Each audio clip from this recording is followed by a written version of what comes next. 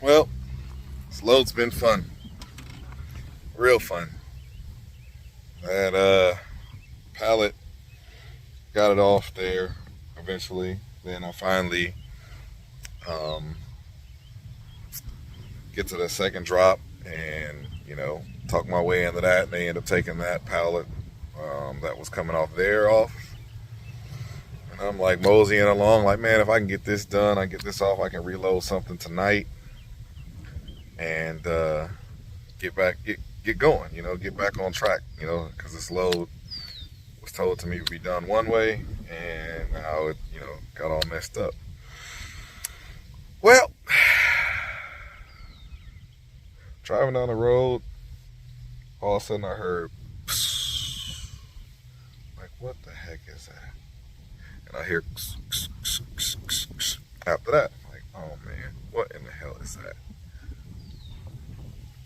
And then I'm like, start slowing down because I'm like, something don't feel right.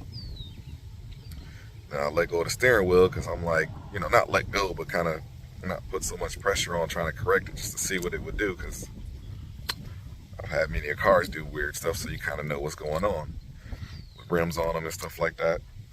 Let go of the steering wheel a little bit, not let all the way go, but just kind of let the pressure up off of it. Truck starts pulling to the right. I'm like, oh man. So I pull over.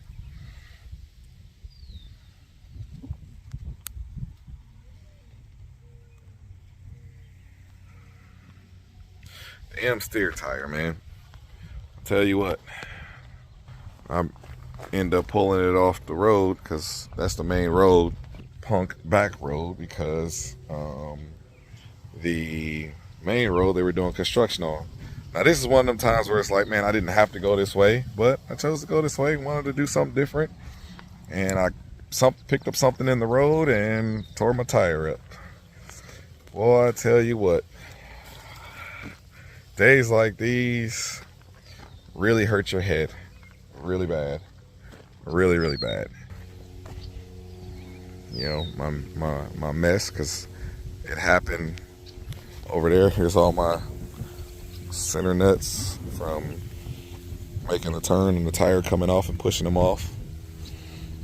And this is me trying to just make the turn. It was eating the rubber up, me trying to make the turn. And that's where I was right there when I pulled over. There's no shoulder over there to, park out of the way, no emergency shoulder. So you have to, I decided to just get off of that main drag and not be sitting on that main drag. Come and park over here on the side road. I mean, if I did that, I might not have ate my rim up like I did. My rim got ate up a little bit, but sitting on that road, no shoulder, that could be dangerous. Somebody come over that hill, over that from that side, whatever. And there's really no room for me to pull off the side of the road. So now I've called probably about, I want to say somewhere in the neighborhood about 10 places to bring me a tire. And I'm not having any luck.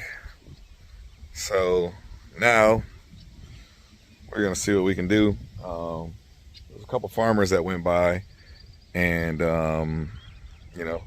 hopefully the farmers possibly can help me out, because I'm I don't want to be stuck here, but I think I'm gonna so I got lucky.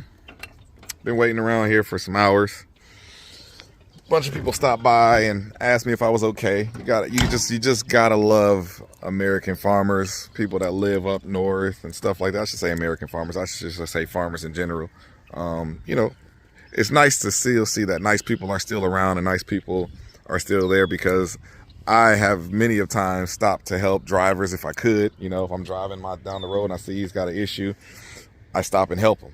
Because you just never know. Somebody may be 10 miles away from home or 1,000, so they don't know what you know about the area that you're in. So if I'm in my own car, I will do whatever it takes, if I can, So anyways, this couple drives by. They were probably like the 8th group of people that stopped by.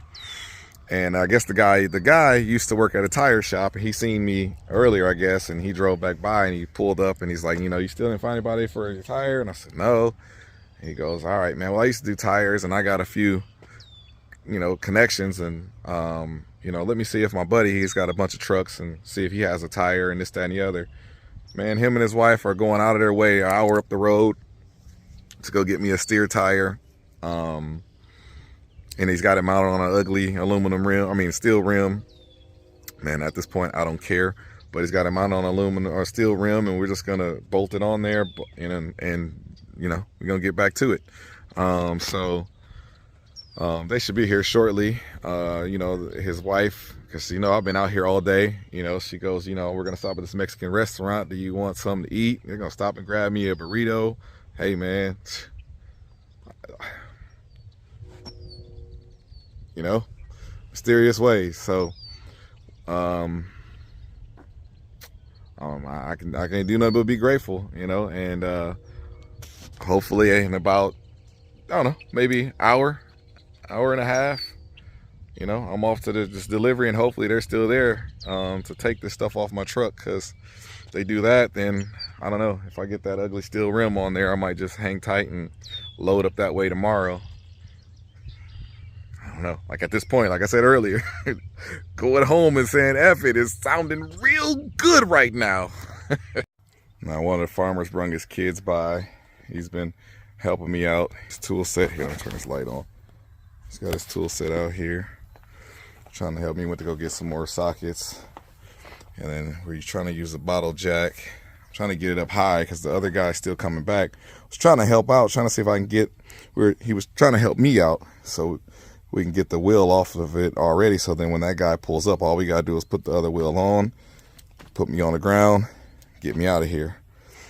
That's what we're doing right now. They should be back any minute. He went to go see about some more sockets. I'm gonna keep jacking this thing up so we can try to get it up high enough for a good jack to get underneath it.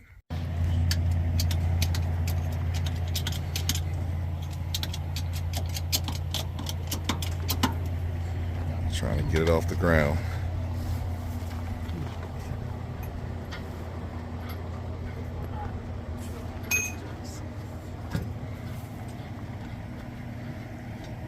I thought I was done doing this for my life. Well, I definitely appreciate you helping me out. That's for sure. All of you guys, I appreciate it. I wouldn't want to be spinning on the side of the road. Yeah. Especially this road. There's crazy people like Can't count your sister. All right, got it. Got a tire on it. Got a tire on it. It's beautiful. Big, beautiful tire on it. Look at that. Oh, yeah, we got a school bus now. Better watch out. What's your name, little guy? Adam. What is it? Adam. Adam? All right. And you guys live down the street here, right? Yeah, Right down there. And what's your name? Justin. Josh? Justin. Justin and Josh. All right, well, you guys don't know this, but I do YouTube. I'm a YouTuber. And yeah, this yep. And I really appreciate you guys helping me out today, because like I said, I'm in the middle of nowhere. And hey, wait, you said you live down the street, so it's not nowhere, right? Yeah. Right here in the fields, you know, it's nothing out here, but I really appreciate these guys. They stopped, both of them, you know, and made sure I was okay throughout the day today. And I think I've been out here about, I don't know, 6 hours now. But, you know, hopefully we'll be up and going here soon and go get the rest of these elevators off the trailer. Oh, it's empty. We got our rim in there, and it's empty. Oh, what a day. What a day. Made it up here to the middle of nowhere. They're all gravel, but I'll take it, because I got here. And this is why I like these freight hauling companies. I used to work for one when I was in high school, so I kind of got my taste of how it works at these places. So I knew that, you know, hey, as long as the lights are on inside, There's people in there working. And that's usually, you know, they start at like midnight on, you know, on Sunday or going into Monday, and them dudes will work until Saturday morning in a sense. So you get here between them hours, you more than likely can get unloaded. So they got me unloaded. I got that dang load off my back.